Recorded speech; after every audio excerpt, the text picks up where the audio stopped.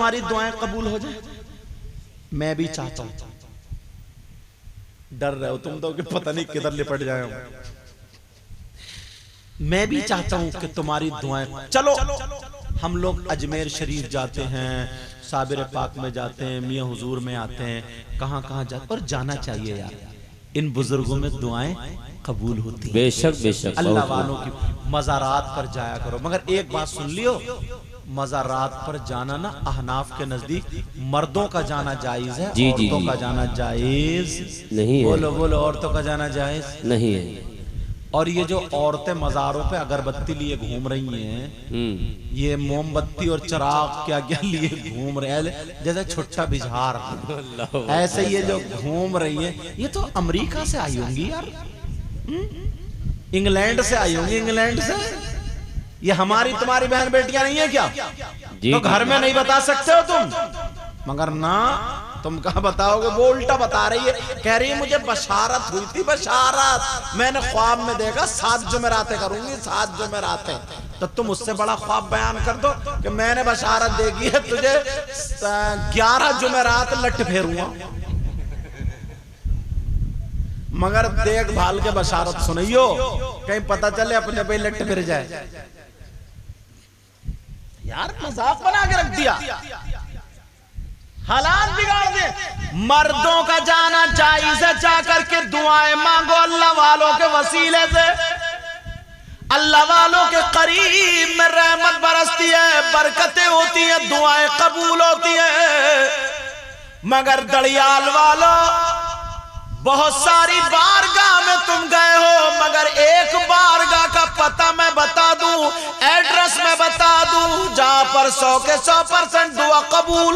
बेशक बेशक। जिंदाबाद जिंदाबाद। क्या बात है हजरत। बेशक बेशक। चलोगे? जी इंशाअल्लाह। चलोगे ना? बहुत दूर तो नहीं है कहीं? एड्रेस बता दूं, पता बता दूं, अगर वहां पर दुआ हो जाए सैयद साहब, तो वहां पर दुआ रद्द नहीं होती। बड़ी प्यारी बारगाह, बड़ी अच्छी बारगाह, दुआ रद्द नहीं होती। जब दावा कर रहा हूं ना तो दलील भी ऐसी दूंगा तुम मुस्कुरा जाओ। लिखने वालों लिख लो, नोट करने वालों नोट कर लो, याद करने वालों याद कर लो। अब तो लिखने का दौर ही खत्म हो गया। जितने मौलाना स्टेज पे बैठे, एक आध दो को छोड़ के पेन मिलेगा, वरना किसी पेन नहीं मिलेगा। सैयद साहब की जेब में दिख रहा हूं, समझे? अब जरूरत नहीं मोबाइल में लिख लेते। लेकिन सुनो, वो बारगाह कौन सी है जहां पर 100 के 100% दुआ कबूल? अभी चलोगे सुबह को? चलोगे ना? बोलो इंशाअल्लाह। अब जरा नोट कर लो दड़ियाल वालों, हुजूर सैयद सादिक मियां के उर्स पाक में आने वालों, उस बारगाह का नाम सुनो, पता सुनो, एड्रेस सुनो। वो बारगाह कोई और नहीं है, वो बारगाह तुम्हारी माँ, तुम्हारे बाप, तुम्हारे माँ बाप की बारगाह है। जाओ माँ बाप को राजी कर लो, माँ बाप की खिदमत कर लो। जब खिदमत करोगे माँ बाप राजी हो जाएंगे। माँ बाप का दामन पकड़ के दुआ करा लो। खुदा की कसम, माँ बाप की दुआ रद्द नहीं हो सकती। इसलिए ये मैं नहीं कहता, आमना के लाल फरमाते, आका फरमाते, दुआ उल वालिदैन अल औलादिहिमा का दुआ इन नबी अल उम्मतिही औ कमा क़ाल रसूलुल्लाह। आका फरमाते, माँ बाप की दुआ औलाद के हक में ऐसी होती है जैसे मुझ मोहम्मद की दुआ मेरी उम्मत के हक में होती है। माशाअल्लाह माशाअल्लाह। नारे तकबीर, नारे रिसालत, मजहब इस्लाम, मसलके आला हजरत, अजमत वालिदैन। अजमते वालिदैन, नारे तकबीर, नारे रिसालत, उर्से मुक़द्दस।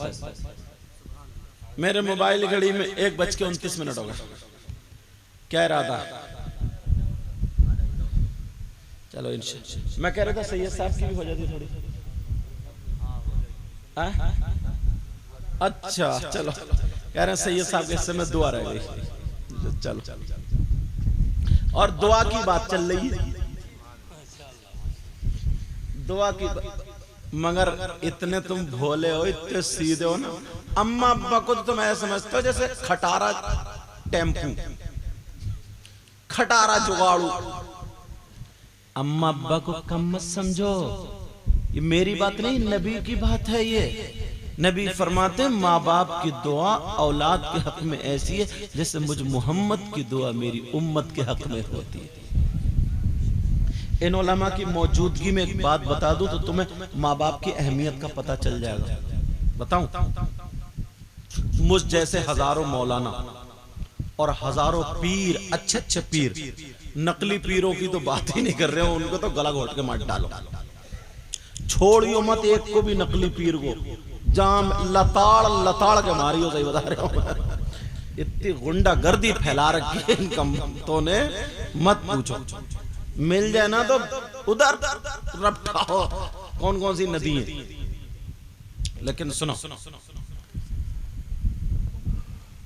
हजारों मौलाना, हजारों पीर अच्छे एक लाइन में खड़े हो, और तुम्हारी माँ तुम्हारे बाप एक लाइन में खड़े हो, और तुम्हारे माँ बाप तुमसे नाराज हो, तुम माँ बाप का कहना नहीं मानते हो, खिदमत नहीं करते हो, और ये हजारों मौलानाओं के हाथ चूम रहे हो, और सुबह से लेकर के शाम तक तुम्हारे लिए ये मुफ्ती मौलाना पीर दुआएं करते रहे, जब तक माँ बाप नाराज है एक की भी दुआ तुम्हारे हक में काबिल कबूल नहीं।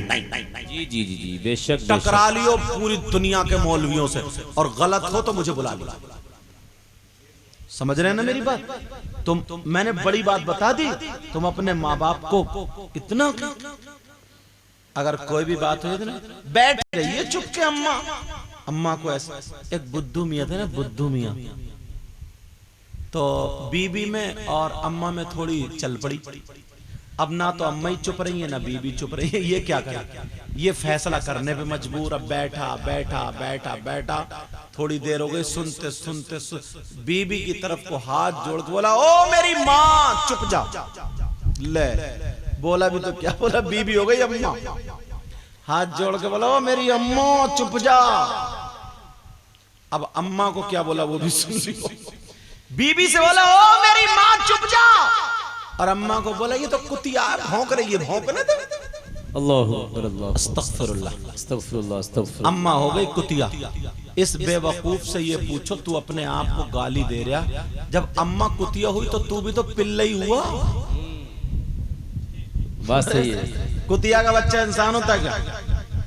बोलो, पिल्ला होता ना, पिल्ला। देखोगे कई कई घूमते पीछे। अब जरा सोचो, अंदाज, अपने आप को गाली दे रहा, ये भी पता नहीं है क्या है क्या नहीं। अल्लाह। हजरत बायजीद बुस्तामी की एक बात बता दूं, कुरान शरीफ में बिस्मिल्लाहिर्रहमानिर्रहीम अनिश्कुरली वली वालिदैक।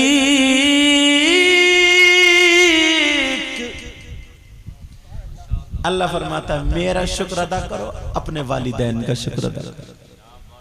हजरत बायजीद बुस्तामी के बाप ने माँ थी, अम्मी जान कि जी मेरे लाल को मैं ये चाहता हूँ अगर आपकी खिदमत करूँ तो अल्लाह का शुक्र, आप अल्लाह को राजी करने में लग जाऊँ तो आपकी खिदमत, आप मुझे इजाजत दे दें तो मैं अल्लाह को राजी कर लूँ। अरे माँ वो चीज होती है ना, अपने मुंह का लुकमा दे देती है।